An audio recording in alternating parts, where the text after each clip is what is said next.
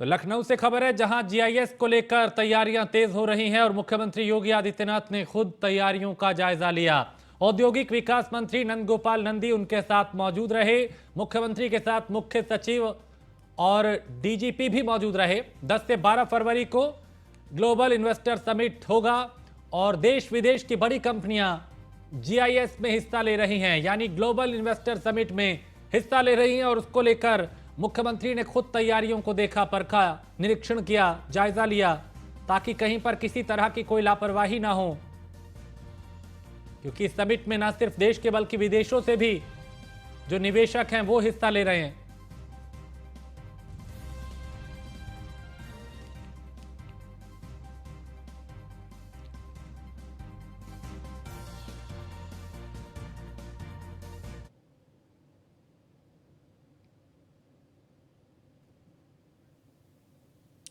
तो मुख्यमंत्री योगी आदित्यनाथ ने ग्लोबल इन्वेस्टर समिट को लेकर तैयारियों की समीक्षा की, जायजा लिया, निरीक्षण किया और खुद वो व्यवस्था को देखते हुए नजर आए। 10 से 12 फरवरी तक ग्लोबल इन्वेस्टर समिट का आयोजन हो रहा है। खबर लखनऊ से है, जहां समाजवादी पार्टी के राष्ट्रीय कार्यकारिणी की सूची में संशोधन हुआ है और 63 सदस्यों की राष्ट्रीय कार्यकारिणी में 4 नए और सदस्य बनाए गए हैं। अब समाजवादी पार्टी की राष्ट्रीय कार्यकारिणी में कुल 67 सदस्य हो चुके हैं। अनु टंडन को राष्ट्रीय सचिव का पद मिला है, जबकि राम गोविंद चौधरी को भी राष्ट्रीय सचिव का पद दिया गया है। पुरानी सूची में राम गोविंद चौधरी को सिर्फ सदस्य बनाया गया था। विनय तिवारी को भी राष्ट्रीय सचिव बनाया गया है और समाजवादी पार्टी की नई राष्ट्रीय कार्यकारिणी में 25 राष्ट्रीय सचिव, पुरानी सूची में 20 राष्ट्रीय सचिव थे।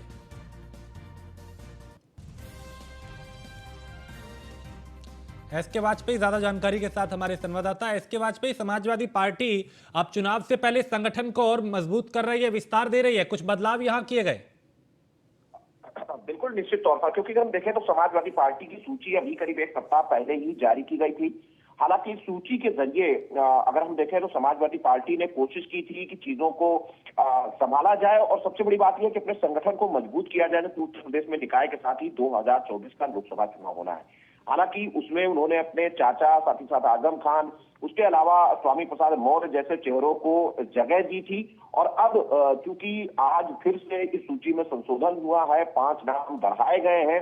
अगर हम उन नामों की बात करें तो सीधे तौर पर अगर हम देखें तो उसमें कई नाम शामिल किए गए हैं, जिसमें उन्नाव से कांग्रेस की सांसद रही अन्नू टंडन को भी अब राष्ट्रीय सचिव के पद पर तैनात किया गया। उसके अलावा राम गोविंद चौधरी, जिनको पहले सिर्फ सदस्य बनाया गया था, उनको भी राष्ट्रीय सचिव का पद दिया गया है। उसके अलावा विनय तिवारी है, जो कि हरशंकर तिवारी के बेटे हैं, उनको भी इस राष्ट्रीय कार्यकारिणी में राष्ट्रीय सचिव के पद पर तैनाती दी गई है। तो सीधे तौर पर अगर हम देखें तो जहां टोटल 5 नाम बढ़ाए गए हैं, चूंकि पहले 62 थे, अब ये नाम 67 हो चुके हैं।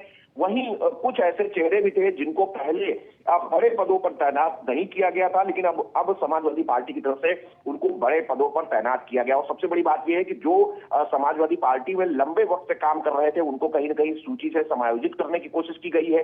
वहीं जातीय और क्षेत्रीय समीकरण बैठाने की कोशिश भी इस संशोधित सूची में की गई है।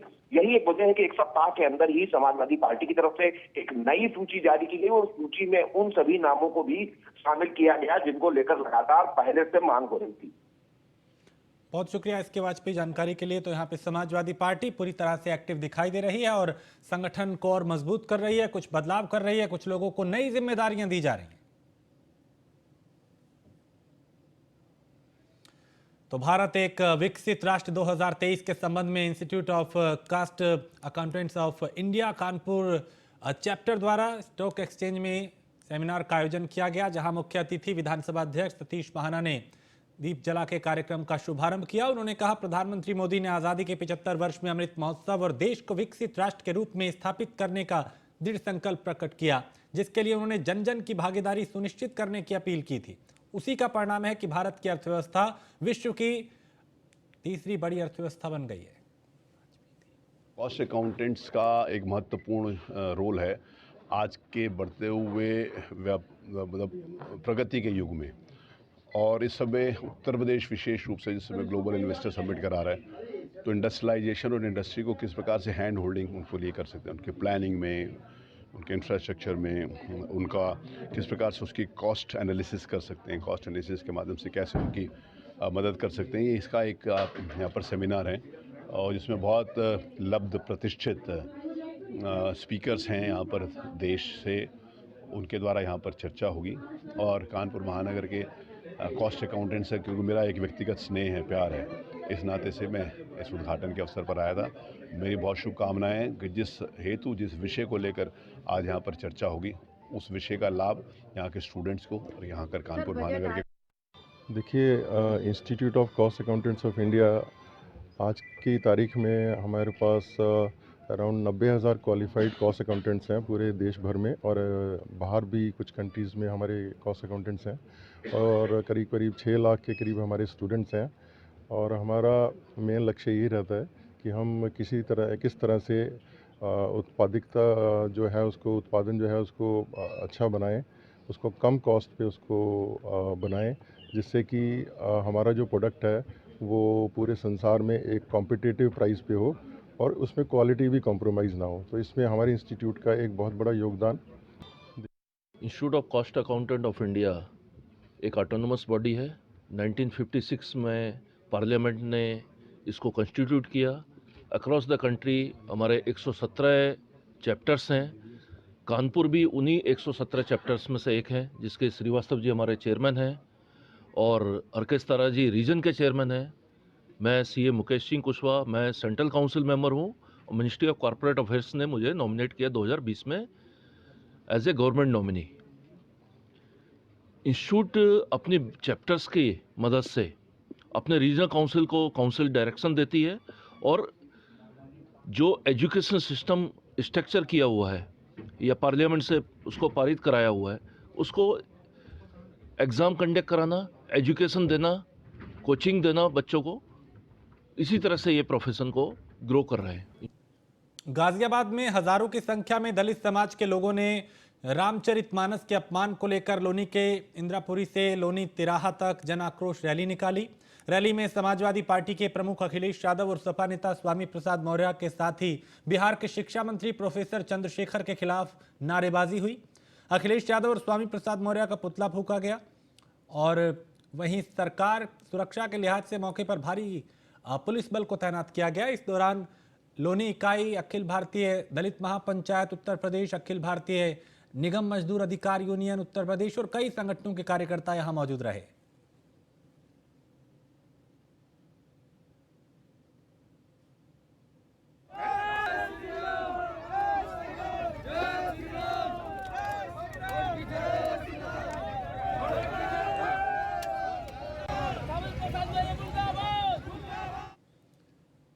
और झांसी के इलाइट चौराहे पे जनसत्ता दल लोकतांत्रिक के जिलाध्यक्ष डॉक्टर मधुपाल सिंह के नेतृत्व में स्वामी प्रसाद मौर्य का पुतला दहन किया गया। इस दौरान मधुपाल सिंह ने कहा कि अखिलेश यादव को अपनी पार्टी में ऐसे लोगों को नहीं रखना चाहिए जो रामचरितमानस जैसे पावन ग्रंथ को अपमानित करें, उसके खिलाफ ऐसी टिप्पणियां करें। अखिलेश यादव को तत्काल प्रभाव से उन्हें पार्टी से निकाल देना चाहिए। मधुपाल सिंह, जनसत्ता दल लोकतांत्रिक झांसी। आज जो रामचरितमानस हमारे सनातनी ग्रंथ के अपमान के विरोध में जो स्वामी प्रसाद मौर्य जी का पुतला दहन किया गया है, और उनको एक संदेश दिया जाता है कि जो आपने जिन चौपाइयों को आप ये बता रहे हैं कि इसमें किसी जाति विशेष के लिए कुछ कहा गया, जो मैं उनको बताना चाहता हूं कि भारतीय संविधान के अनुसार और हमारे धार्मिक ग्रंथ के अनुसार जातियां का वर्णन केवल 2 ही प्रकार का है। जाति केवल 2 होती हैं कि नर और नारी, तीसरी कोई जाति नहीं होती है। ये जातियों का बनाना ये हम आप लोगों के द्वारा ही। खबर आगरा से है, जहां सिकंदरा इलाके में पकड़े गए 40 बांग्लादेशी और पकड़े गए लोगों में महिलाएं और बच्चे भी शामिल हैं। और ये झुग्गी झोपड़ी डाल के सभी यहां पे रह रहे थे और घरों में बिजली मीटर से लेकर डीटीएच कनेक्शन लगा था। बांग्लादेशियों से आधार कार्ड और पैन कार्ड बरामद हुआ है। 4 लोगों के पास से पासपोर्ट और वीजा भी मिला है और बंगाल बॉर्डर से बिहार के रास्ते ये भारत पहुंचे। तो घरों में बिजली के मीटर से लेकर डीटीएच कनेक्शन कैसे लगा, ये बड़ा सवाल है। कृष्णा त्यागी हमारे संवाददाता इस खबर पे ज्यादा जानकारी के साथ। कृष्णा, 4 लोगों के पास से पासपोर्ट और वीजा भी बरामद हुआ है। बताया जा रहा है बांग्लादेश के लोग हैं जो यहाँ पे रह रहे थे। कैसे इतनी बड़ी लापरवाही हुई कि घर में बिजली के मीटर भी लग गए और डीटीएच भी? बिल्कुल राजेश जी, मैं बता दूं, ये थाना सिकंदर क्षेत्र में काफी लंबे समय से इस तरह के लोग रह रहे थे, जिसमें करीब 40 लोग इस तरह हैं, जिसमें महिला, पुरुष और बच्चे भी शामिल हैं। वो बताया जा रहा है इनके पास आधार कार्ड, पैन कार्ड और वीजा भी बरामद हुए हैं। लेकिन सबसे बड़ा सवाल राजेश जी ये है कि इन लोगों के पास इनके गैस के कनेक्शन कैसे हुए, आधार कार्ड कैसे बने, इन लोगों के लिए जैसे लाइट के लिए कनेक्शन कैसे बने, इन लोगों की जानकारी होने के बाद भी अभी तक इस पर कार्रवाई काफी लेट हुई। ये सबसे बड़ा सवाल बना हुआ है, क्योंकि ये राजीव जी ऐसा नहीं है कि मतलब आज ही इन्होंने वहां से बना के लाए या इन्होंने कैसे तैयार किए। इन्होंने लाइट का कनेक्शन भी लिया होगा तो अपने कागज इस्तेमाल किए होंगे, उसके बाद भी अब इसकी काफी लेट जब कार्रवाई हुई है, ये सबसे बड़ा सवाल बना हुआ है। आखिर इन पर पहले कार्रवाई क्यों नहीं की गई, इनकी जानकारी क्यों नहीं की गई, ये सबसे बड़ा सवाल बना हुआ है। हालांकि इसमें पूरे कई जैसे एसपी सिटी के नेतृत्व में कई टीमें लगाकर इन लोगों पर कार्रवाई हुई है, लेकिन अभी सवाल यही बना हुआ है कि इन लोगों को कनेक्शन और आधार कार्ड, पैन कार्ड, ये वीजा, ये इस तरह के कैसे बने। बताया जा रहा था ये काफी लंबे समय से जैसे बिहार और अन्य जगह से जो आ रहे थे, इन्हें 15 से 20 हजार रुपए में ये यहाँ पर नौकरी करते थे और जो कि झोपड़ी में रहकर अपना जीवन यापन कर रहे थे। और सबसे बड़ा सवाल यह है कि इस तरह से और भी जानकारी की जाए तो कुछ लोग और भी शामिल आ सकते हैं इस तरह से लोग। चलिए, बहुत शुक्रिया कृष्णा जानकारी के लिए। तो यहाँ पे अब पुलिस प्रशासन जो है वो अब एक्टिव होकर कार्रवाई कर रहा है, लेकिन इनके घरों में कई ऐसी सुविधाएं मिल रही थी जो दूसरे आम लोगों तक भी जैसी सुविधाएं पहुंच रही थी। खबर लखनऊ से है, जहां लखनऊ विकास प्राधिकरण के खिलाफ विरोध प्रदर्शन हो रहा है और सरगम अपार्टमेंट के रहने वाले लोगों ने पहले एलडीए के पुतले पर जूतों की माला पहनाई और फिर पुतला फूंका। अपार्टमेंट के लोगों का कहना है कि उन्हें कई तरह की समस्याएं हो रही हैं और अपार्टमेंट में आए दिन समस्याओं को लेकर ये प्रदर्शन किया जा रहा है। और नारा जोर से बोलिएगा,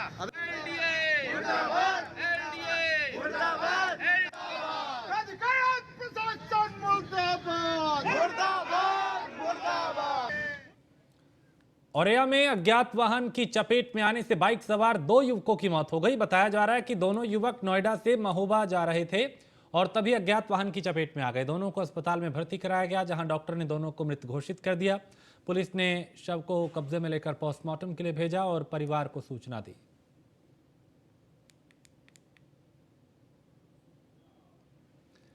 खबर रायबरेली से है, जहां बछरावा थाना क्षेत्र के गांव विस्तोर में तेज रफ्तार ट्रैक्टर ने मोटरसाइकिल को जोरदार टक्कर मार दी।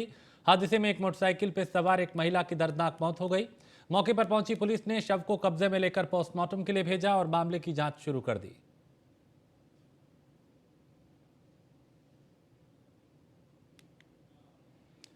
बिजनौर में बैराज रोड पर एक अज्ञात वाहन ने एक स्कूटी सवार को टक्कर मार दी, जिससे स्कूटी सवार की मौके पर ही मौत हो गई। स्कूटी सवार एक रेस्टोरेंट से खाना लेकर घर जा रहा था और इसी दौरान हादसे की चपेट में वो आया।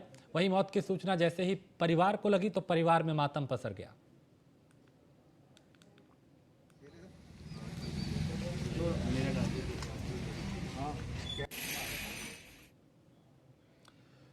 खबर अमरोहा से है, जहां हाईवे किनारे नाले में एक युवक का शव मिलने से हड़कंप मच गया, जिसके बाद बड़ी संख्या में लोगों की भीड़ वहां इकट्ठा हो गई। पुलिस को सूचना दी गई। मौके पर पहुंची पुलिस ने शव को कब्जे में लेकर पोस्टमार्टम के लिए भेजा और आसपास के लोगों से पूछताछ करना शुरू कर दिया। जांच की जा रही है।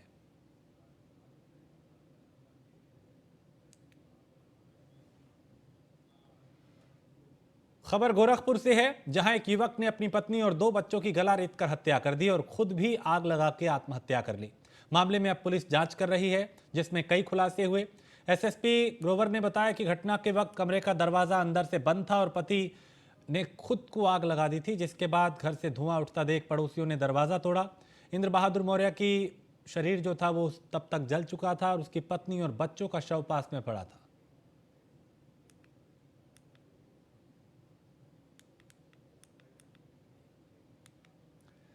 खबर अमरोहा से है, जहां अवैध निर्माण पे प्रशासन का पंजा चला और प्रशासन ने तालाब की जमीन से अवैध कब्जा हटाया। ग्रामीणों ने यहां तालाब की जमीन पर कब्जा कर रखा था और बुलडोजर की कार्रवाई से लोगों में काफी हड़कंप मच गया।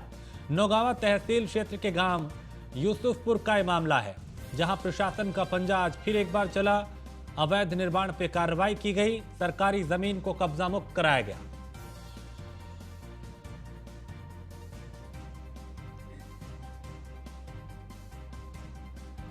तो बुलडोजर की कार्रवाई से लोगों में हड़कंप मच गया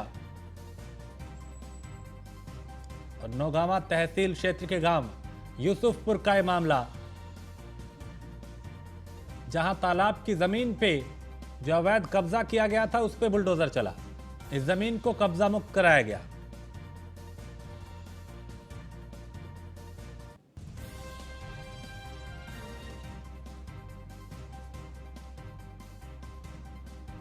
और प्रभजीत हमारे संवाददाता इस खबर पे ज्यादा जानकारी के साथ। प्रभजीत, यहां प्रशासन का पंजा आज एक बार फिर चला, सरकारी जमीन पे जो कब्जा किया गया था उसे कब्जा मुक्त कराया गया।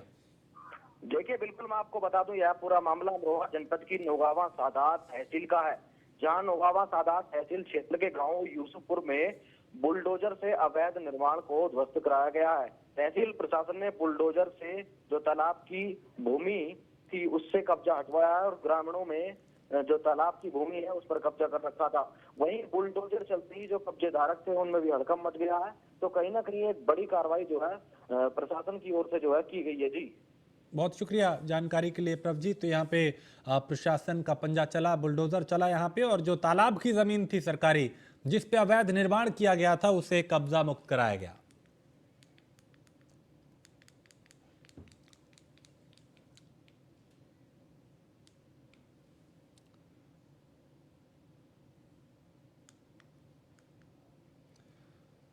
लोग भी हैं जो अब भी महिलाओं का उत्पीड़न कर रहे हैं और आरोपी को फिलहाल गिरफ्तार कर लिया गया है।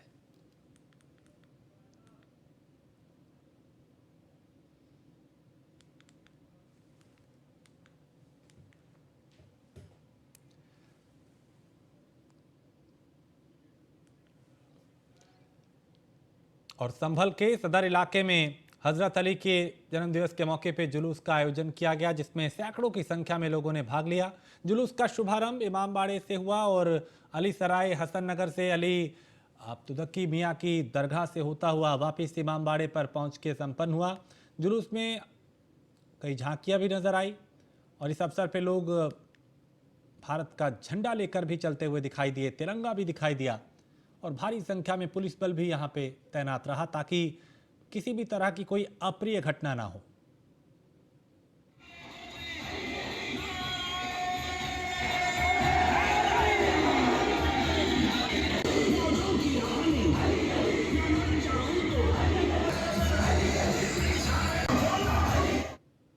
रजब यानी मौला अली अलैहिस्सलाम की पैदाइश का जुलूस निकाला गया है।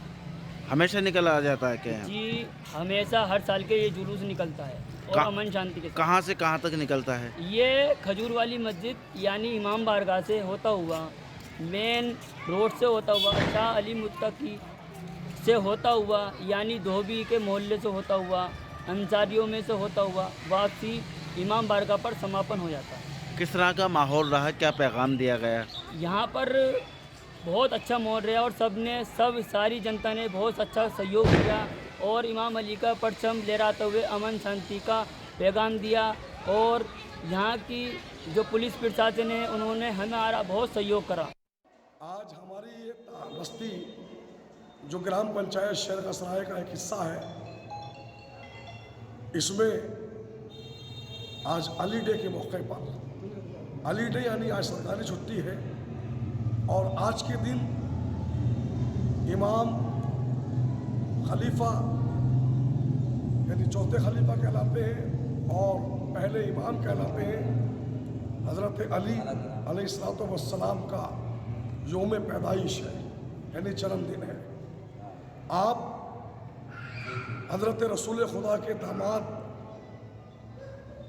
और चचेरे भाई। खबर रायबरेली से है।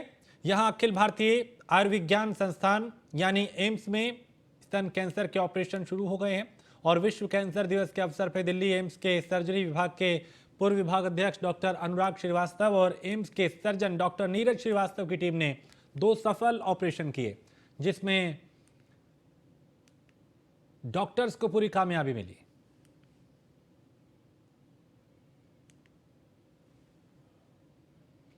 और आगरा में डॉक्टर नरेश शर्मा को सेवाभाव चिकित्सा जगत के लिए अनुकरणीय बनता जा रहा है और ग्रामीण इलाकों में महंगे इलाज की वजह से इलाज से वंचित रहने वाले जरूरतमंदों को निःशुल्क चिकित्सा सुविधा के माध्यम से बेहतर इलाज देने वाले डॉक्टर नरेश शर्मा का मिशन अब बेहद आगे बढ़ रहा है। और इसी क्रम में देश के जाने माने neuro physician doctor Naresh Sharma ने खेरागढ़ की अग्रवाल धर्मशाला में निःशुल्क चिकित्सा शिविर लगा के सैकड़ों मरीजों को इलाज के साथ साथ निःशुल्क दवाएं भी दी, जांच भी की।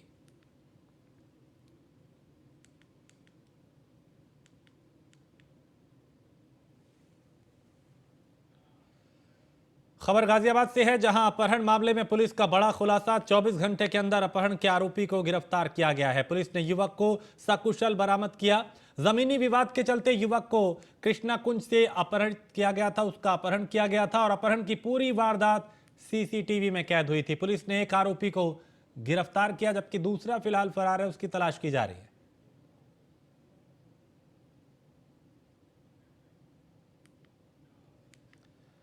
खबर कानपुर से है, जहां कल्याणपुर में निजी अस्पताल संचालक की गुंडागर्दी सामने आई। अस्पताल संचालक ने 3 साथियों के साथ मिलकर युवक को पीटा और मारपीट में युवक बुरी तरह घायल हुआ। मौके पर पहुंची पुलिस अब मामले की जांच कर रही है।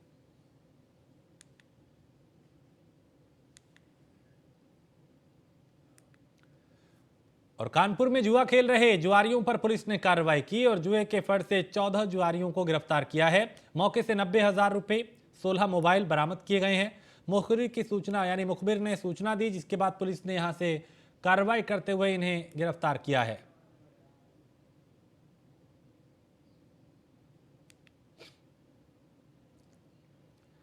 खबर बागपत से है, जहां हत्या मामले में पुलिस को सफलता मिली है और मां के हत्यारे बेटे को पुलिस ने गिरफ्तार किया है। रास्ते की सफाई के चलते विवाद हुआ था और बेटे ने मां की धारदार हथियार से हत्या कर दी थी।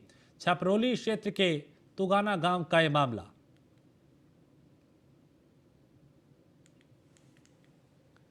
संभल के हजरत नगर में शादी का ऐसा मामला सामने आया जहां पे हिंदू रीति रिवाज से शादी की गई, लेकिन जब दुल्हन घर पहुंची और मुंह दिखाई की रस्म के दौरान जब बहू का चेहरा देखा तो लोगों के होश फाख्ता हो गए। बता दें कि जब रिश्ता पक्का हुआ था तो छोटी बेटी का चेहरा दिखाया गया, लेकिन जब शादी हुई तो बताया जा रहा है कि किसी और लड़की को दुल्हन बना के वहां पे भेज दिया गया।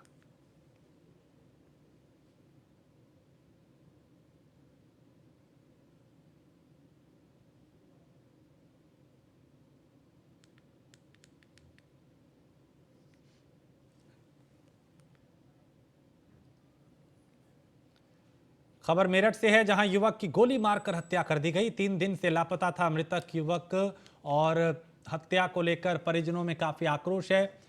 इसे लेकर परिजनों ने सड़क जाम भी की, प्रदर्शन भी किया। पुलिस मौके पर पहुंची, लोगों को शांत कराया और कार्रवाई का आश्वासन दिया। जबलपुर थाना पुलिस को 2 दिन पहले एक गुमशुदगी की सूचना मिली थी। संदीप, जिसकी उम्र लगभग 30-32 साल है, जो डाहर गांव का रहने वाला है, जाटव समुदाय से बिलोंग करता है। जांच पड़ताल के क्रम में उसके भांजे को हिरासत में लिया गया, उससे पूछताछ की गई जॉनी से, और जॉनी की निशानदेही पर संदीप का शव बरामद किया गया है। संभवतः उसकी गोली मारकर हत्या की गई है। जॉनी और संदीप की पत्नी प्रीति को भी हिरासत में लिया गया है। इनसे पूछताछ की जा रही है और पूछताछ के बाद घटना के कारणों का खुलासा किया जाएगा। और इसी के साथ इस बुलेटिन में फिलहाल इतना ही। आप बने रहिए न्यूज़ 1 इंडिया के साथ।